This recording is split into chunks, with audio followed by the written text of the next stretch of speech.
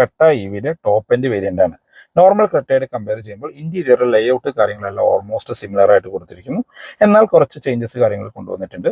ഇപ്പോൾ എക്സാമ്പിൾ പറയുകയാണെങ്കിൽ നമുക്ക് നോർമൽ ക്രെറ്റയിൽ ഈ പോർഷൻസ് നമ്മുടെ സ്റ്റിയറിംഗ് വീലെല്ലാം ഒരു ബ്ലാക്ക് കളറിലായിരുന്നെങ്കിൽ ഇതൊരു ബ്ലൂയിഷ് കളറിലേക്ക് ചേഞ്ച് ചെയ്തിട്ടുണ്ട്. പിന്നെ നമുക്ക് ഈ ഒരു കളർ നമ്മൾ നോർമൽ ക്രെറ്റയിൽ ഒരു ബ്രോൺസ് കളർ ആയിരുന്നു, എൻ ലൈനിൽ റെഡ് ആയിരുന്നു, ഇവിലേക്ക് വന്നപ്പോൾ ആ ഒരു ബ്ലൂയിഷ് കളറിലേക്ക് കൊണ്ടുവന്നിട്ടുണ്ട്. ഒരു എൻറ്റയർലി ഡിഫറെൻ്റ് ആയിട്ടുള്ള പുതിയ സ്റ്റിയറിംഗ് വീല് കൊണ്ടുവന്നു. അതൊരു വളരെ പ്രീമിയം ഫീൽ തരുന്ന രീതിയിലാണ് സ്റ്റിയറിംഗ് വീല് കൊടുത്തിരിക്കുന്നത്. സിൽവർ ഫിനിഷ് കാര്യങ്ങൾ വരുന്നു. നമ്മുടെ 2 10.25 ഇഞ്ചിന് നമ്മുടെ സ്ക്രീനുകൾ വന്നിട്ടുണ്ട്.